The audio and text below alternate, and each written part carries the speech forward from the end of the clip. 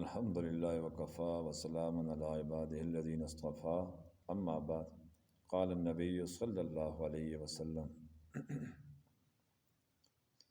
الایمان بضع وسبعون شعبہ اعلیھا لا الہ الا اللہ وادناھا اماطۃ الاذی عن الطریق والحیاء شعبۃ من الایمان۔ نبی کریم صلی اللہ علیہ وسلم کا ارشاد مبارک ہے کہ ایمان کی 70 سے کچھ اوپر شاخیں ہیں۔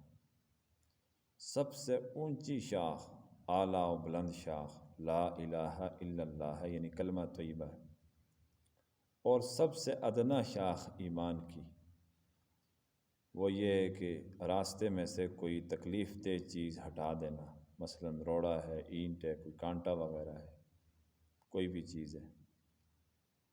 اور حیا بھی ایمان کا حصہ ہے۔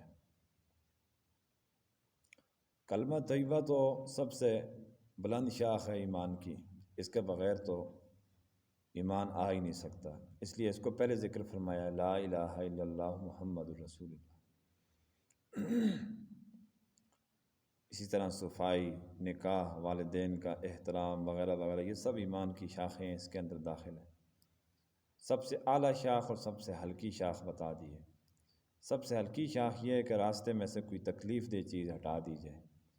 اب کوئی راستے میں سے کوئی تکلیف دہ چیز اٹھائے یا ہٹا دے، اس جذبے سے، اس نیت سے کہ کسی کو ٹھوکر نہ لگ جائے، کسی کو چبھ نہ جائے، تکلیف نہ ہو، یہ بندہ بھی ایماندار کہلاتا ہے، یہ بندہ بھی صاحب ایمان ہے۔ اور آخر میں ارشاد فرمایا والحیاء شعبۃ من الایمان، ایمان کی موٹی موٹی 3 علامتیں بتائیں اس میں۔ تیسری علامت یہ بتائی کہ حیا بھی ایمان کا شعبہ ہے۔ اب اس میں جو مشہور سوال ہے وہ یہ ہے کہ بھائی ایمان کی 70 شاخیں ذکر فرمائی ہیں اور اس میں حیا شامل ہے، حیا کو علیحدہ کیوں ذکر فرمایا؟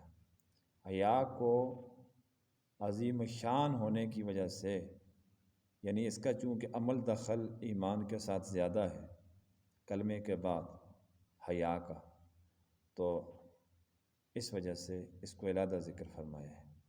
پھر یہ بات بھی ہے کہ تمام شاخوں کے لیے، ایمان کی باقی جتنی بھی شاخیں ہیں، شعبے، ان کے لیے یہ جلب منفعت ہے۔ جلب منفعت کا یہ مطلب ہے کہ یہ ایک ایسا جذبہ ہے، ایسا باریک اور لطیف قسم کا جذبہ ہے، جب یہ حیا یعنی دل کے اندر ہوتا ہے تو بندہ زنا نہیں کرے گا۔